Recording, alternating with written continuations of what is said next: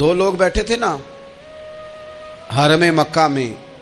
ایک صاحب کہہ رہے تھے کہ میرے اوپر بدر میں جو قتل ہو گئے کفار ان کا ذکر چل رہا تھا, تو دونوں گفتگو کر رہے تھے بدر میں ہمارے اتنے لوگ مسلمانوں نے مار دیے. تو ایک ان میں کہنے لگے کہ اگر میرے اوپر قرض نہ ہوتا اور میرے چھوٹے چھوٹے بچے نہ ہوتے تو میں تو تلوار لے کے جاتا اور مدینہ شریف جا کے معاذ اللہ بدلہ لے آتا. دوسرا کہنے لگا میں دیتا ہوں نا تیرے بچوں کا خرچہ بھی اور میں تیرا قرضہ بھی اتارتا ہوں, تو جا. اس نے کہا پکی بات ہے. کہا ہاں, قرضہ بھی میں اتار دوں گا, تیرے بچوں کا خرچ بھی اٹھاؤں گا, تو جا. اس نے خنجر تیار کیا, تلوار تیار کی, گھوڑے پہ بیٹھا, گلے میں وہ تلوار اس نے اپنے ڈالی اور مدینہ شریف آ گیا. اتفاق کی بات یہ کہ ملاقات حضرت عمر سے ہوئی. جناب عمر کہنے لگے مجھے تیری نیت ٹھیک نہیں لگتی. پکڑا کدھر آئے ہو؟ کہنے لگا میں تو بدر کے قیدیوں کے بارے میں بات کرنے آیا. فرمایا تلوار لے کے چل تجھے حضور کے پاس لے کے جاتا ہوں. نبی کریم کی بارگاہ میں لے گئے تو حضور فرمانے لگے کیسے آئے ہو, کیسے آنا ہوا؟ کہنے لگے جی میں تو بدر کے جو قیدی آپ کے پاس ہیں ان کی بات کرنے آیا تھا. تو حضور فرمانے لگے چل پھر باقی کی میں سناؤں. خیال آیا مسلمان نیک و بد پہچان جاتے ہیں, محمد آدمی کے دل کی باتیں جان جاتے ہیں صلی اللہ تعالی علیہ وسلم. فرمایا میں سناؤں؟ حضور کیا؟ فرمایا تم اور فلاں بن فلاں وہاں بیٹھے ہوئے تھے نا حرم مکہ میں فلاں پہاڑ کے ساتھ ٹیک لگا کے, اور تم نے یہ کہا تھا نا کہ قرضہ نہ ہوتا, بچے چھوٹے نہ ہوتے تو بدر کے مقتولین کا میں بدلہ لیتا. یہ سارا کچھ طے کر کے پھر آئے ہو تلوار لے کے, اور یہاں کہتے ہو میں قیدیوں کے بارے میں بات کرنے آیا تھا. اس کے تو پسینے چھوٹ گئے, وہ تو بے حال ہو گیا. اس نے کہا اس کا تو سوائے اس کے اور میرے کسی کو نہیں پتا, اور اگر آپ کو پتا چل گیا ہے تو پھر آپ اللہ کے سچے رسول ہیں. تو حضور اگر آپ کو پتا چل گیا ہے کہ میں قتل کرنے کے ارادے سے آیا ہوں, میں معاذ اللہ بدلہ لینے آیا ہوں, اللہ کرے آپ کو سمجھ آئے میری بات کی. یعنی ایک تو یہ ہے کہ بندہ وہ پکڑا گیا ہے, اور ایک یہ کہ کسی کو پتا چل گیا ہے کہ یہ اس کام آیا ہے. پھر لوگ جب معافی دیتے ہیں تو بڑی کہانیاں سنا کے دیتے ہیں, ایسے نہیں دیتے. حضور اب آپ کو پتا چل گیا ہے تو کیا کریں گے؟ تو حضور فرمانے لگے تو بتانا تیرے ساتھ کیا کریں. اس نے کہا کہ میں نے سنا ہے آپ معاف بڑا کر دیتے ہیں. یعنی یہ گھر سے کو پیار کرنے نہیں آیا, پھولوں کا گلدستہ لے کے نہیں آیا, تلوار لے کے آیا, لیکن یہ میرے محبوب کا حوصلہ ہے. اور آیا بھی عین مسلمانوں کے بیچ ہے, جو چاہیں اس کے ساتھ کر سکتے ہیں. اس نے کہا معاف کر دیں, تو حضور نے فرمایا جا میں نے معاف کیا. حضور نے معاف کیا. وہ کہتا حضور معاف کر رہے تھے اور رب میرے دل میں ایمان کو تازگی عطا فرما رہا تھا. حضور نے معاف کیا اور میں نے کلمہ پڑھنا شروع کر دیا. ہم معافی نہیں دیتے, کبھی کبھی صلح تو کر لیتے ہیں, صلح ہو جاتی ہے. پنچایت میں صلح ہو گئی, پھر لڑائی ہوئی, پھر بات شروع سے شروع ہو گئی کیونکہ ہم نے معافی, پھر وہ بات شروع ہو گئی 1955 سے. تو بھی آکھیا سی, تو اے بھی کیتا سی, وہ بننے والی گل یاد ہی, او بس کر یار, کچھ بھولیں بھی تو. بچے پتہ کیوں خوش رہتے ہیں؟ آپ کو پتہ ہے بچے کیوں خوش رہتے ہیں؟ بچوں کو بات بھول جاتی ہے. اس لیے بچے, اماں نے ادھر 2 تھپڑ مارے 3-4 منٹ پہلے, اور اگلے 5 منٹ میں اماں نے پھر ماتھے کا بوسہ لیا تو بھول گئی بات. اللہ کرے کوئی تھوڑے تھوڑے بچے بھی بن جائیں. یہ جو بہتے سیانے ہیں نا, ان کا بھی اللہ ہی حافظ ہے, عقل زیادہ آ گئی ہے نا. اس لیے اقبال جیسے لوگوں نے کہا تھا خرد کی گتھیاں سلجھا چکا ہوں, یا رب مجھے صاحب جنوں کر دے, صاحب جنوں کر دے, صاحب اللہ کوئی تھوڑا سا مجھے مجنون بھی بنا. یہ زیادہ عقل تو کسی کام کی رہی نہیں, پاگل کر دی, پاگل کر دی. بہت سارے لوگ ایسے ہیں زیادہ سمجھدار ہوتے ہیں, لہذا معافی دینے کو تیار, معافی دیں. جب کوئی معافی کا مطالبہ کرے تو اسے معافی. سب سے مشکل کام ہوتا ہے لمبی لسٹ والے دشمن کو معاف کرنا. لسٹ جس کی لمبی ہو نا غلطیوں کی, ایک آدھ غلطی تو معافی ہو جاتی ہے. کچھ لوگوں کی لسٹ بھی بڑے, کچھ عادی مجرم بھی ہوتے ہیں, لسٹ لمبی ہوتی ہے, ان کو معافی دینا بھی تھوڑا سا مشکل ہوتا ہے. لیکن کمال بھی یہ ہے کہ جس کی لسٹ لمبی ہو اسے یک جنبش قلم بندہ معاف کر دے.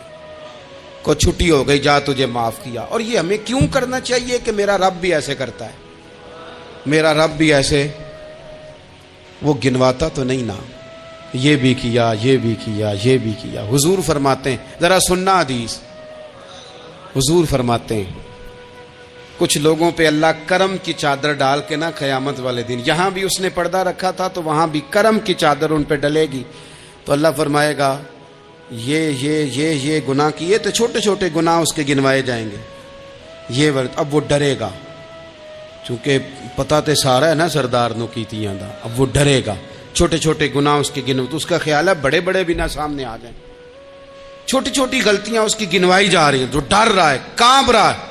قربان جائیں نبی پاک کے لفظوں پہ، کچھ گلاں اجیاں نے قرآن پاک اجیاں نے، یہ نا میری دادی کہا کرتی تھی، میری اماں کہا کرتی تھی، اے کچھ کام اجائے نے، کچھ گلاں اجیاں نے کہ اتنے دل کردہ صفحہ بند ہو جانا ہے تو معافی ہو جانی، یعنی ختم ہے یہ بات، اس سے آگے کسی نے سوال پوچھنا ہی نہیں۔ چھوٹے چھوٹے گناہوں کا اللہ تذکرہ فرمائیں، یہ کیا یہ کیا یہ کیا، یا اللہ ہو گیا، اب بندہ ڈر رہا ہے کہ بڑے بڑے بھی سامنے آ جائیں گے، لیکن چھوٹے گناہوں پہ ہی فل سٹاپ لگا کے نا، تو رب فرمائے گا یہ جو تیرے گناہ ہیں نا، اس کے بدلے تجھے نیکیاں دی جا رہی ہیں، تو نے سچی توبہ کی تھی تو ان گناہوں کو بدل کے نیکیاں بنایا جا رہی ہیں۔ پہلے ڈر رہا تھا، حضور فرماتے ہیں، اب فٹافٹ بول پڑا، کہنے لگا یا اللہ میں نے تو بڑے بڑے بھی کیے ہیں، یعنی اگر چھوٹوں کی نیکیاں بن گئی ہے تو وہ پاپ کدھر ہیں، بڑے بڑے وہ میرے کدھر ہیں۔ کریم یہ بات کر رہے ہیں اور صحابہ رو رہے ہیں، میں نے تو بڑے بڑے بھی کیے ہیں، بڑے بڑے کدھر ہیں۔ اللہ تعالیٰ بندوں کو معاف فرماتا ہے، رب اپنے بندوں کو وہ معاف کرتا ہے۔ اگر اللہ معاف نہ کرے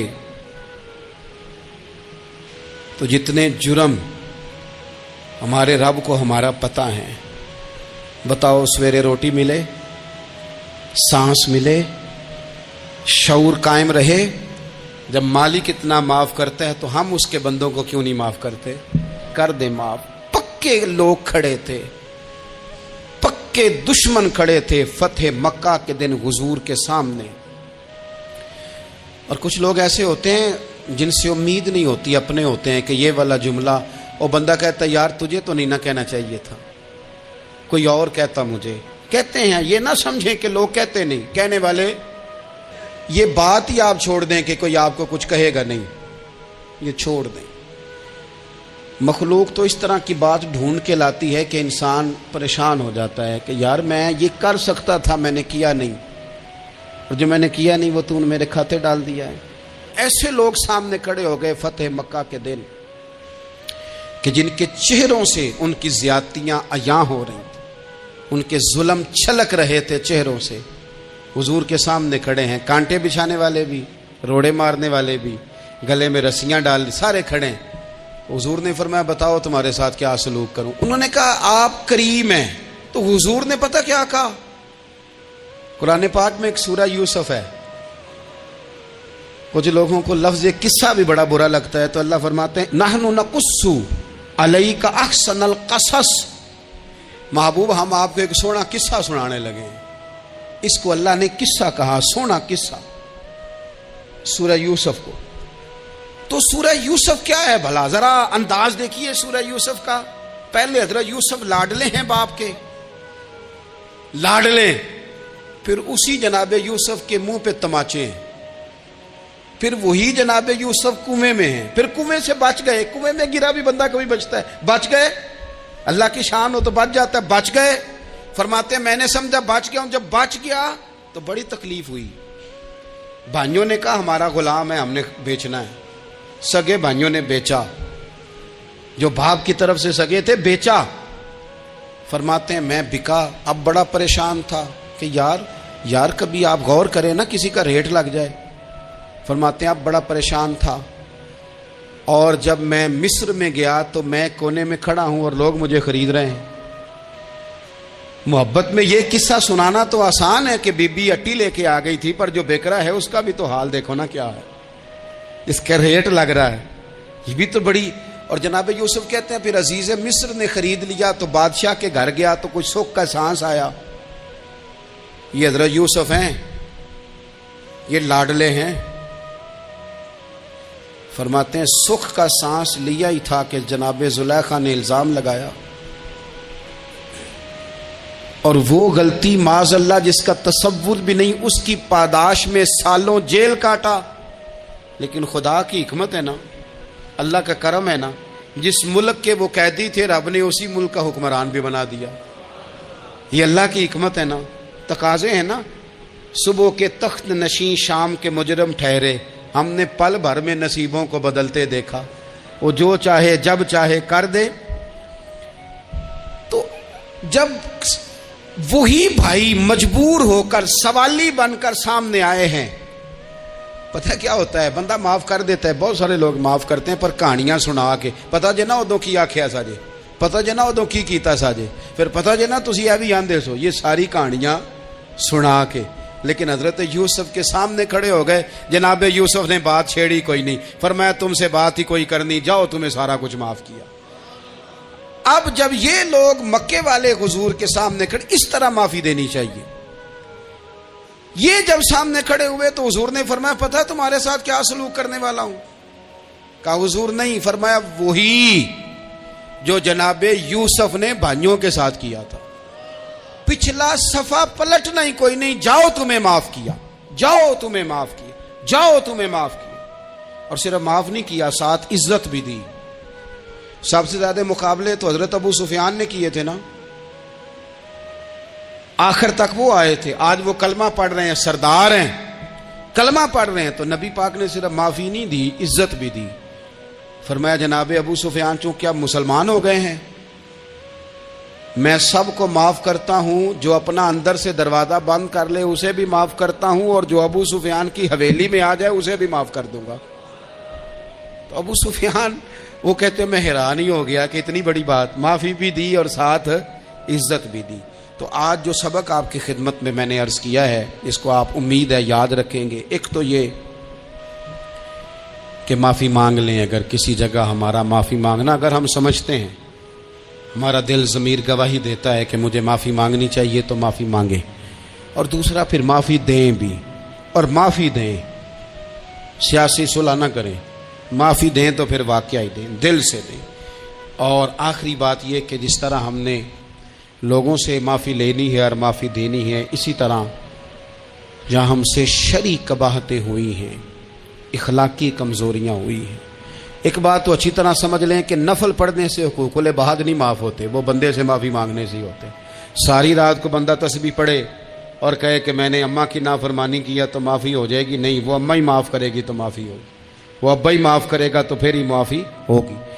تو جو جہاں شریعت کی مخالفت کی ہے وہاں بھی معافی مانگیں، اللہ کے حضور گڑ گڑائیں، توبہ کریں، اور توبہ بدل جانے والی کریں، تبدیل ہو جانے والی توبہ کریں۔ معافی مانگ بھی لیں، معافی دے بھی دیں۔ اور آپ سے یہ بھی گزارش کروں گا کہ جہاں اللہ رسول کی ہم سے نافرمانی ہوئی ہے وہاں تنہائی میں 2 نفل پڑھ کے، تنہائی میں اللہ تعالیٰ سے بھی معافی کے خواستگار ہوں۔ یاد رکھیں جب اس کی خفیہ تدبیر آ گئی تو پھر معافی کا وقت ہو سکتا ہے خدا نہ کرے ہمیں نہ مل سکے، تو اب وقت ہے، خوب استغفار کریں، خوب معافی مانگیں۔